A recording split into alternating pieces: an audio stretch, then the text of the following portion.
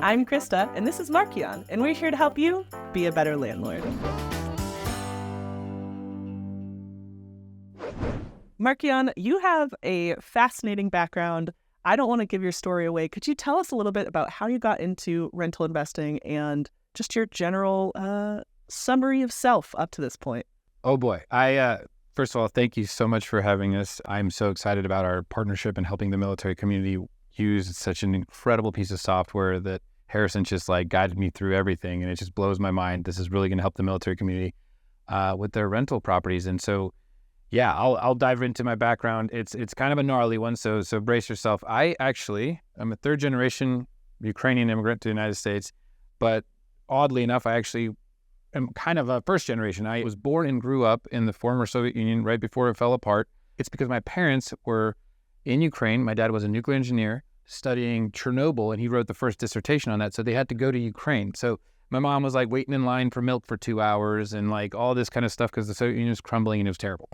So that's where I grew up. And then I lived there most of my life. There was a brief stint of 2 years in London, a year and a half or something in Sterling, Virginia. But for the most part, I grew up a Ukrainian kid, lived in Ukraine until I was like 15 and a half. And then I moved to the States and I had this massive culture shock. I got thrown right into 10th grade in high school, hearing mom jokes and weird humor that I'd never understood. And I was like, what's going on? And it was a big shock. But I ended up kind of going to the Naval Academy on a dare because my dad was like, you can try to get in, but you probably won't. And he knew how to get under my skin. He knew that I would then be like, all right, I'm getting in. And I didn't know anything about the military, but it was great. It was the best thing that I ever did. I got into the military, did the Naval Academy thing, commissioned as a Marine, was a pilot for a while and a public affairs officer after that. Now, in the middle of all that, when I was in flight school, I started dating my now wife. And it was very expensive to do that because it was a long distance. She was in France. So she's also Ukrainian, but she was studying winemaking in France. Wow. And all I wanted to do was go see her as much as possible. And I was making decent money, but it wasn't enough to like go fly to France and stay in a nice hotel and go to like nice French restaurants and, have fun because we didn't get to see each other that often. And I got into like all these credit card hacks and all this kind of stuff, and it just wasn't cutting it. And I was like, I need to learn how to make more money.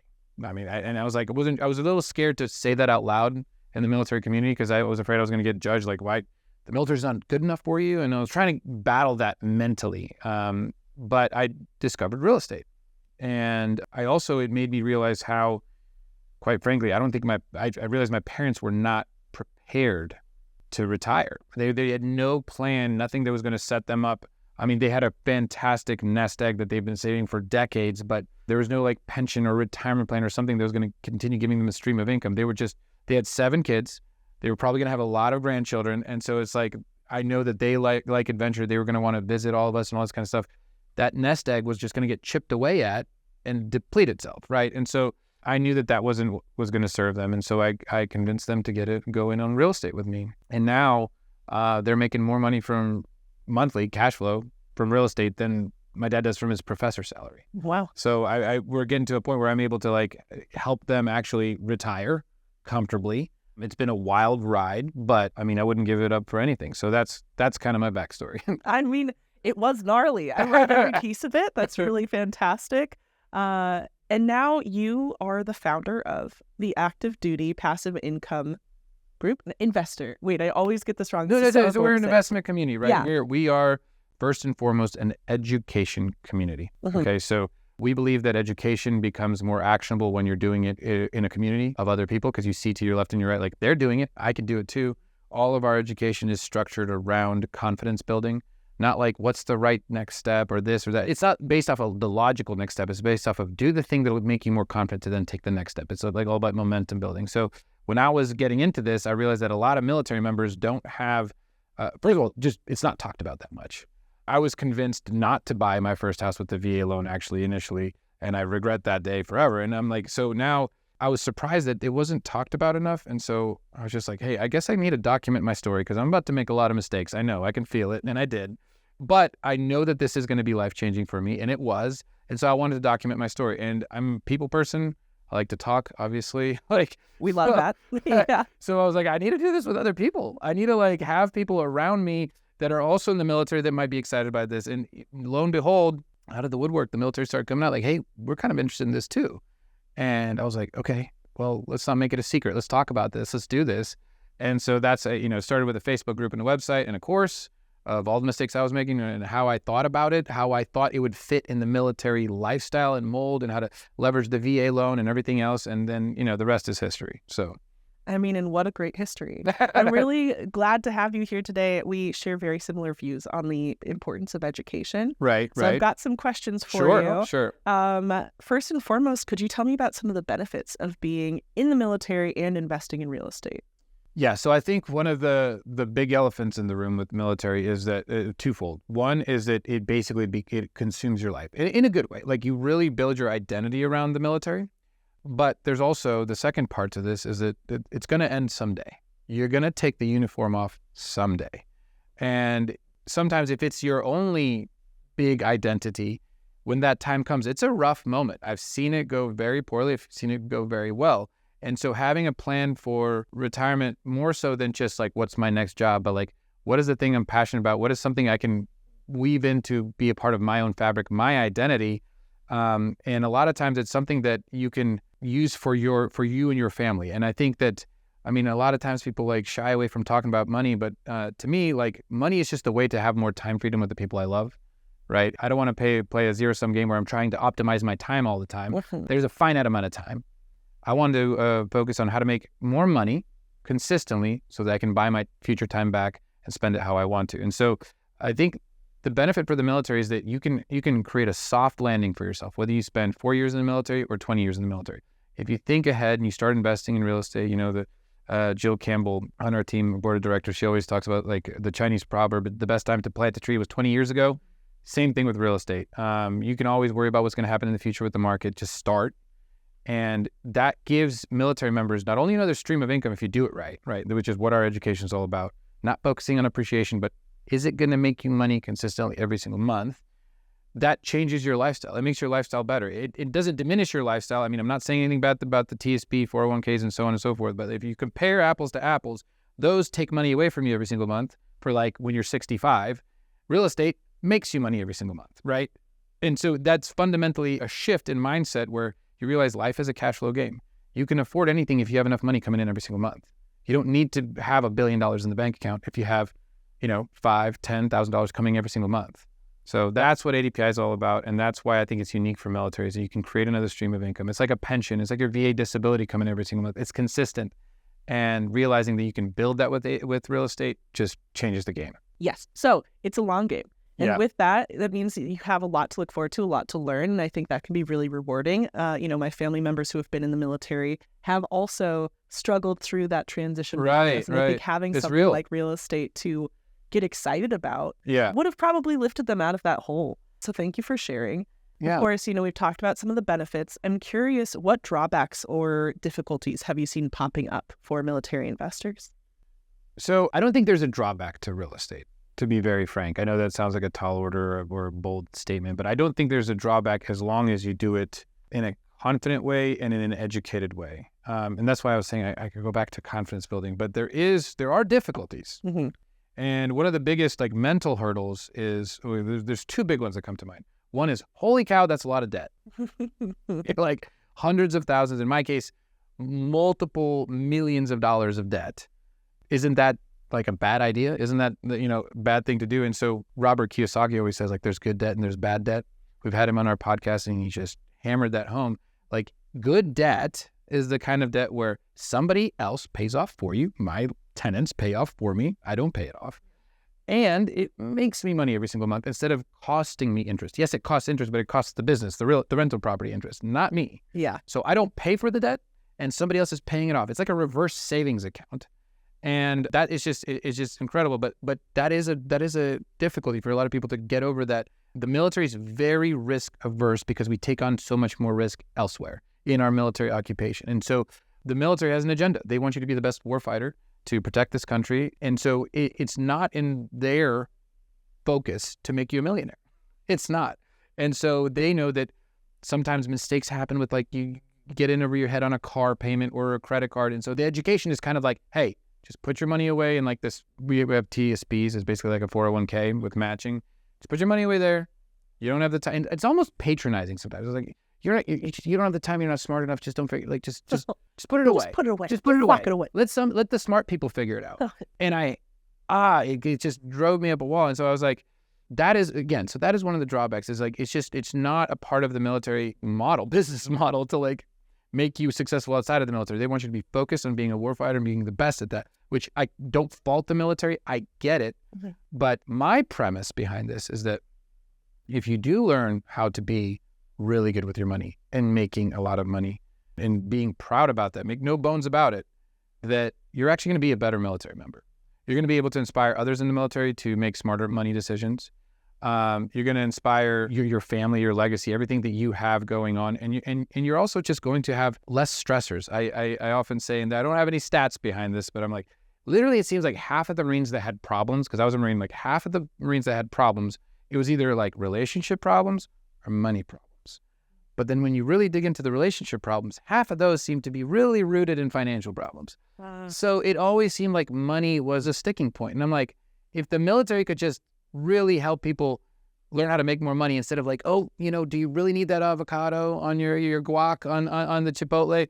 It just seems like that's a smarter, more proactive, more educated way to do it. And so, I think that is the biggest difficulty. It's not a part of the military agenda, and a lot of debt is scary. Those are the two things. Yeah. That's definitely overcomeable. It sounds like it, and I'm glad that your group exists to help military members build up their confidence, to really jump in with both feet. Something that you mentioned earlier is that you didn't use your VA loan to purchase a property, unless I'm putting words in your mouth, in which case you say, stop that. No, actually, you're absolutely right. So the third property I purchased was my VA. Yeah, okay. So not your first one. Yeah. But with that in mind, on the topic of using your VA loan to purchase property, how can people do that? What should they do? Yeah. So the biggest thing about the VA loan is you need to have a good loan officer, okay? There's a lot of, and I'm not trying to like dog on anybody or poo-poo any organizations out there. You can name names. Okay. We can say, hey, this person stinks. Okay. Yeah. So, okay. All right. Well, Veterans United USA. Anyway, there's a lot of fees that can be built into it that a novice beginner investor might not recognize. They may be like, oh, the interest rate looks so good, but in reality, it's really not. But also, it goes beyond that. That loan officer or a real estate agent that are investment minded, like we have ones that are in our community that are bought into our education style, and they're in your corner and they can help you find the good property that's actually going to be a good investment. And here's the key. They don't think about just that property. They think, how does that set you up for your next one and your next one and your next one? You got to think long-term, right? You got to think, okay, I'm going to get a VA loan here. Maybe I'm going to house hack it. And then I'm going to restore my entitlement, maybe get one more. And then I'm going to plan on doing a conventional loan and maybe this, that, and the other. And you got to do it in the right way to be able to maximize the amount of properties you can get and have a return on investment. Now, with the VA loan, ultimately, right, outside of having the right people in your corner to make sure you maximize how the returns are, is it's zero down. It's truly zero down. And in fact, sometimes you can close on properties and make money at the closing table because the sellers can actually kick some money back to you. And so if you have a loan officer and a real estate agent that can look at a deal, they might be able to massage the paperwork to make it come back to you. And so that's huge. It doesn't happen all the time. But that happens with a lot of our members because, I always say like the lens through which you're looking at, like you'll be able to find it. Like if your intent is to find one of those deals, you'll be able to find it.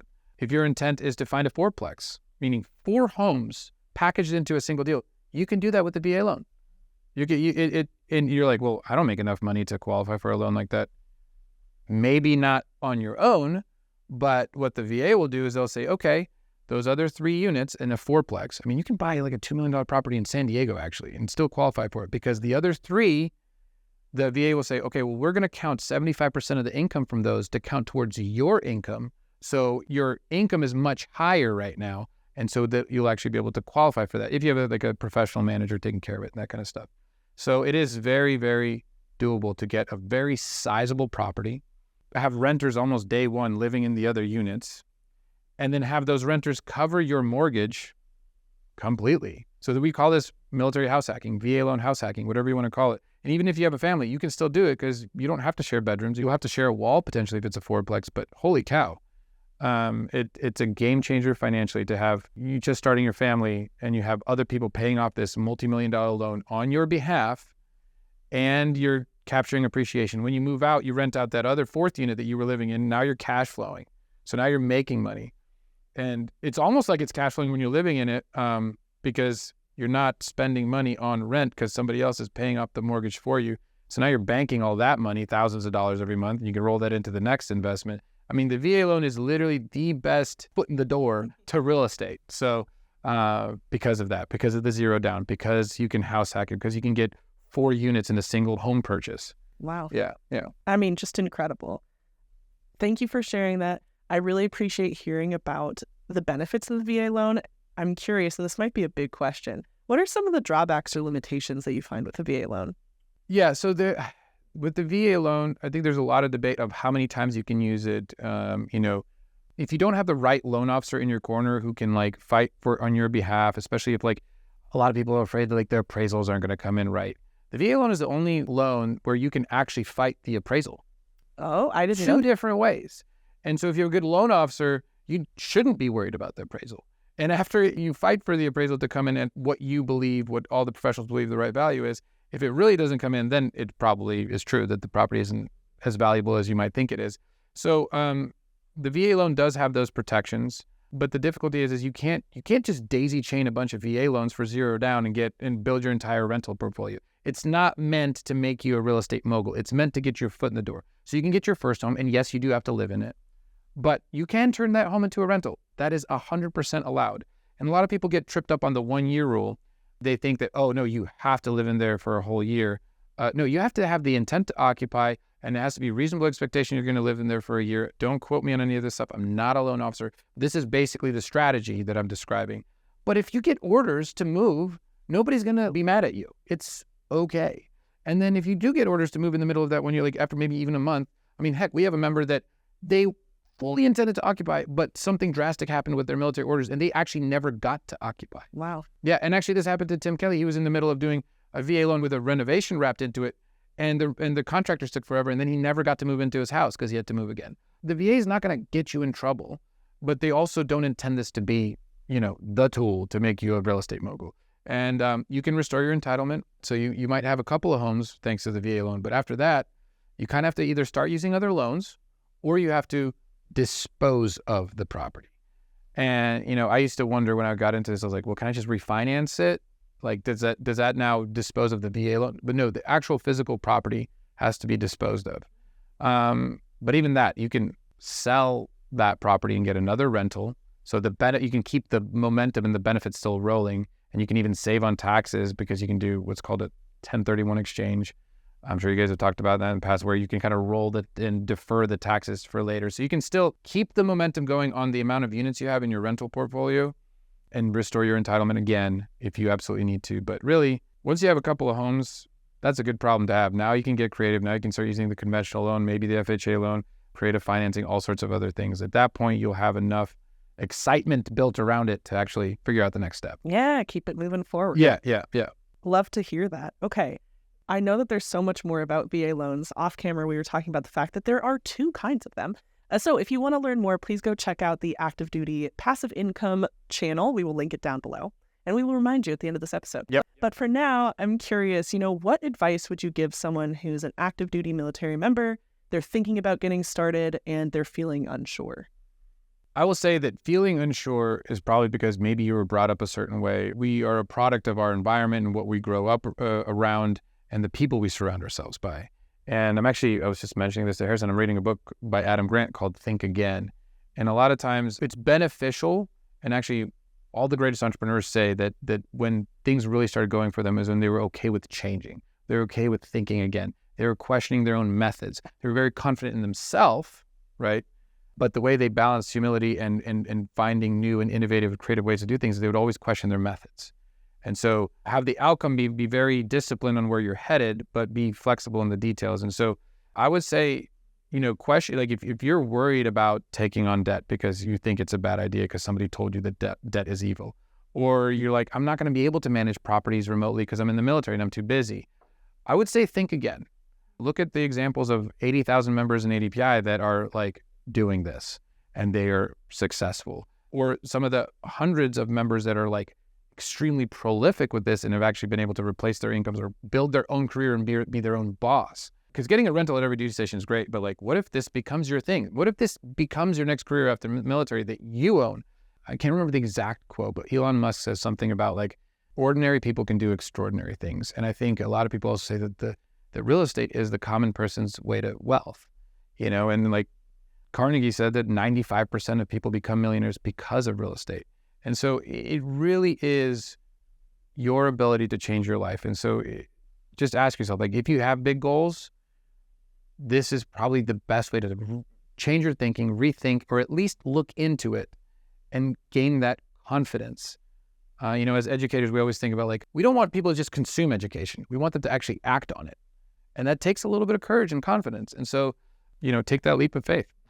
Love that. Yes, exactly. Be confident, rethink how you are pursuing these different activities and get out of your own way. Yeah, get out of your own way. I think that's a really important part of it. So my final question for you is, are there any tools or tricks that you have used that has made it easier to be an active duty military investor? Tools or tricks. So I would call this a tool, even though it's not like a software tool. Although, hey, we're on the TurboTenant podcast. I want to mention this first. I truly, and I'm not just saying that, I'm truly blown away by how effective this tool is specifically. And I know y'all are building it for all real estate investors, but just how helpful it is for military real estate investors who are often remote. And so this is becoming my new favorite tool because our team members have already started using it for whether they're house hacking, they're renting out one of the units, or Lorna Neely, she has like a portfolio, I think, of close to 20 units. And this is a big deal for her because that's a lot to manage. And having software, basically leveraging that software to amplify her ability to acquire more efficiently is a game changer for her. So I would say using tools that allow you to do this no matter where you move in the military, even if you're overseas, is critical. And so I think using TurboTenant is absolutely one of the biggest things right now for us because of who our community is, and they need this kind of technology. I also love that you all are thinking ahead with AI, because there's a lot of ways to use AI that sounds flashy but doesn't actually do anything. Right. And using AI the right way is huge. I mean, I have completely changed my life with AI now, and I knew this was going to happen. So I sunk my teeth into it. And me and my wife, we share a ChatGPT, and everything we do now, we kind of use it as our assistant. And so integrating that into your software in a meaningful way to where you can be completely mobile on your phone is huge. So anyway, now tricks, I think it's important to have quick ways to make assessments and kind of funnel it down. I think of a lot of things as funnels. Like, I want to capture a lot, but then I want to be able to filter down before I actually make big decisions. So that's the same thing with deals, with rental properties. I want to capture a lot of potential deals, and then I want to be able to filter them down. And so one of the things we teach, and this is like the very quick back of the napkin, this isn't a full analysis, it's PITI PMMV, and you can rattle that off fast at a party if you want to sound cool. But it's principal, interest, taxes, insurance, property management, maintenance, and vacancies, and sometimes reserves. So when you know that, you can do a quick back of the napkin analysis. First, you can do the 1% rule, which is like, hey, how much rent is it making compared to how much it costs, right? If the rent is 1% monthly of the property, it's at least worth doing the PITI PMMV. Then you go into it. Now you have to, factor in the insurance, the property taxes, like that might skew it and it might not be a good deal, but at least that gives you like, okay, I'm going to invest a little bit more time and I'm going to write down these quick figures and see if it's going to cash flow. Then if that checks out, then you can put it into a spreadsheet like we teach at ADPI and how to really dig into it and that kind of stuff. So I think having tools that helps you, even if sometimes, you're like, oh, it doesn't meet the 1% rule and you toss it out and it could have still been a good deal. I think the ability to just analyze more, even if you slip, it's okay because it's a numbers game. And you being able to guard your time and filter down until you find a good deal, I think those are some of the tricks we teach. Is like we call it our deal filtration system. And it includes also, there's multiple steps. There's then like, if you're even more certain about it, you have one of our agents or loan officers that are nearby, local, we call them local mentors, to go check it out. Make sure that the renovations are, this, that, or the other thing, or they doesn't need renovation, whatever. Because when you're PCSing, sometimes you already want to know what home you're going to buy before you even get there. And if you have the right people that you can trust, boots on the ground, So, well, heck, I mean, that's another trick. Having the right people in the right area, that's a big part of ADPI. We are all around the country. We have local mentors all around the country that understand how we teach and it can help you with that. So, I mean, what a beautiful thing. Having that kind of network of people who can help out, especially if someone is overseas, is truly a game changer. yeah. Well, Markian, you have been just an absolute delight. Thank you for being here. No, thank you for having me. This is awesome. And I'm really excited about helping all of our military community with TurboTenant. Cannot wait. If you'd like to check out more of ADPI's excellent education, please go over to their YouTube channel. Y'all have a podcast as well. We will have all of the links down in the description below. And don't forget to like and subscribe.